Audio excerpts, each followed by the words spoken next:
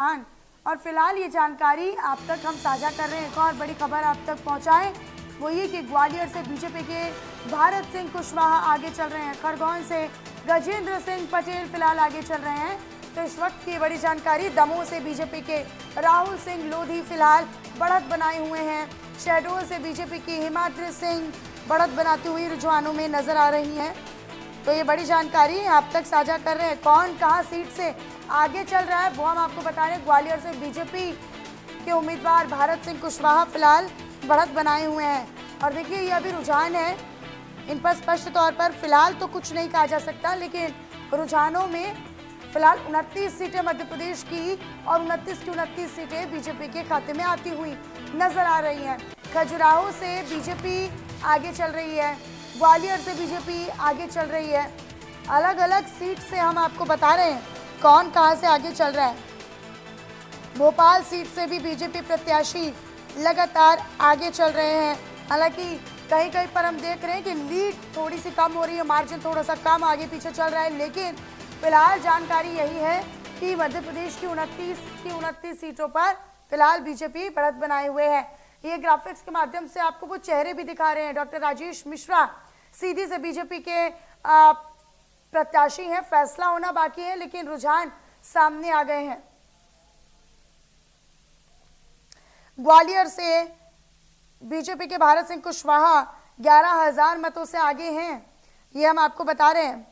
और ये काफी महत्वपूर्ण मार्जिन हो जाता है। हालांकि दमोह की बात करते हैं तो यहाँ से राहुल सिंह लोधी 27,053 वोटों से आगे चल रही हैं और अभी तक उनको 50,740 से ज्यादा मत प्राप्त हो चुके हैं।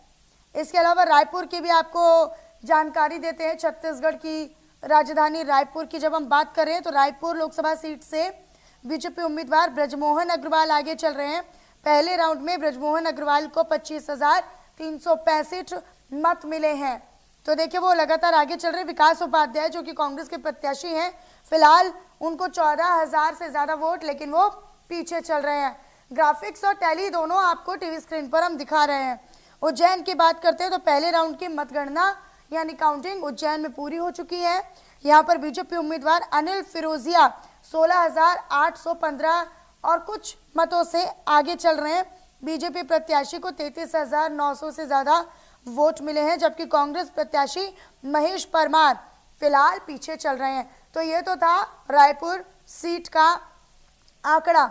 सिलसिलेवार तरीके से आपको बता रहे हैं कौन कहां से उम्मीदवार और कौन कहां से आगे चल रहा है।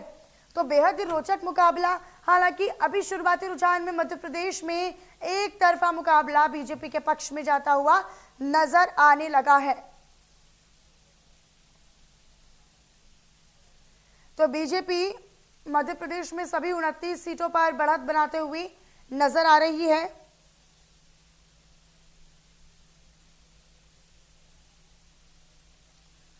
हालांकि अभी स्पष्ट तौर पर कुछ कहा नहीं जा सकता।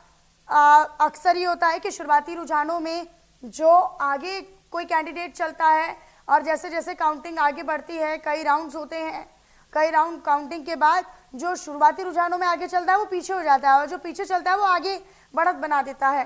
तो कई मर्तबा ऐसा भी होता है, यानी कि निश्चित तौर पर कि शुरुआती रुझानों पर कोई ज्यादा कमेंट या फिर कुछ ज्यादा प्रतिक्रिया सही नहीं है देना, लेकिन फिलहाल जो शुरुआती रुझान बता रहे हैं वो हम आपको आंकड़ों के माध्यम से बता रहे हैं। बिलासपुर से कांग्रेस के प्रत्याशी फिलहाल पीछे हैं, ये छत्तीसगढ़ के हम आपको बता रहे हैं। दुर्ग से कांग्रेस के राजेंद्र साहू भी पीछे चल रहे हैं।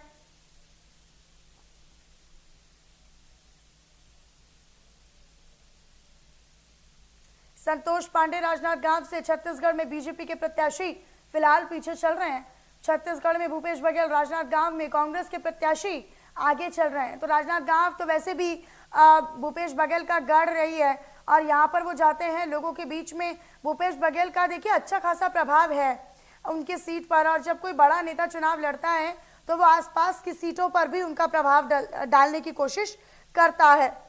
आगे बढ़ लेते छत्तीसगढ़ में रूप कुमारी चौधरी महासमुंद से बीजेपी की उम्मीदवार आगे बढ़त बनाती हुई नजर आ रही है। छत्तीसगढ़ में हम आपको आकलन करके दिखा रहे हैं।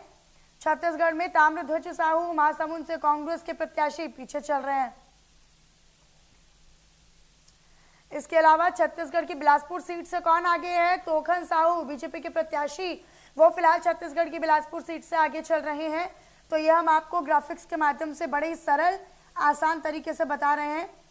बिलासपुर से कांग्रेस के प्रत्याशी देवेंद्र यादव फिलहाल तो पीछे चल रहे हैं। और यहाँ पर राजनांदगांव की बात करें तो राजनांदगांव से बीजेपी के प्रत्याशी संतोष पांडे जो कि आगे उनके प्रतिद्वंदी भूपेश बघेल आगे चल रहे हैं, कांग्रेस प्रत्याशी हैं और अच्छा खासा प्रभाव भूपेश बघेल का छत्तीसगढ़ की राजनीति में और खास तौर पर राजनांदगांव के उस जोन में, उस एरिया में देखने को मिलता है। खरगोन की बात करें तो मध्य प्रदेश की खरगोन सीट से बीजेपी आगे है, गजेंद्र सिंह पटेल फिलहाल आगे हैं। मध्य प्रदेश की इसी खरगोन सीट से कांग्रेस पीछे चल रही है, चूंकि हम लगातार आपको बता रहे हैं कि मध्य प्रदेश में 29 की 29 सीटों पर कांग्रेस ही आगे पीछे चल रही है और फिलहाल बीजेपी ही आगे चल रही है। दुर्गादास उइके बैतूल सीट से आगे चल रहे हैं, बीजेपी के प्रत्याशी हैं। देखिए छत्तीसगढ़ का हमने आपको पूरा डाटा दिखाया, अब आपको मध्य प्रदेश का हम डाटा दिखा रहे हैं।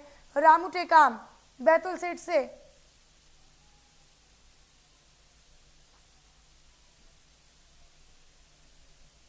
विदिशा से शिवराज सिंह चौहान आगे चल रहे हैं।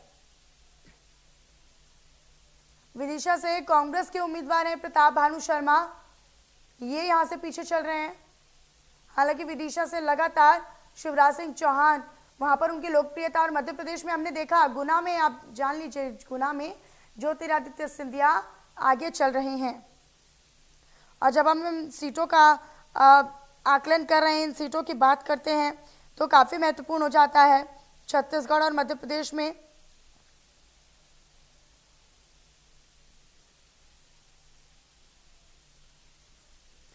तो देखिए कौन किस सीट से आगे चल रहा है वो हम आपको लगातार दिखा रहे हैं और साथ ही साथ आपको तस्वीरें भी हम लगातार दिखा रहे हैं।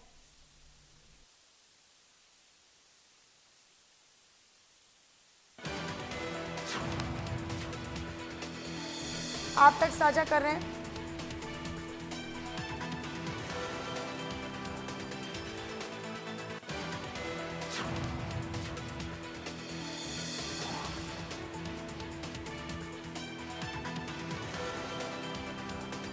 तो सभी 29 सीटों पर बीजेपी फिलहाल आगे चल रही है, ये बड़ी जानकारी। और मध्य प्रदेश में बीजेपी के लिए शुरुआती रुझान बहुत अच्छे कहीं ना कहीं साबित हो रहे हैं।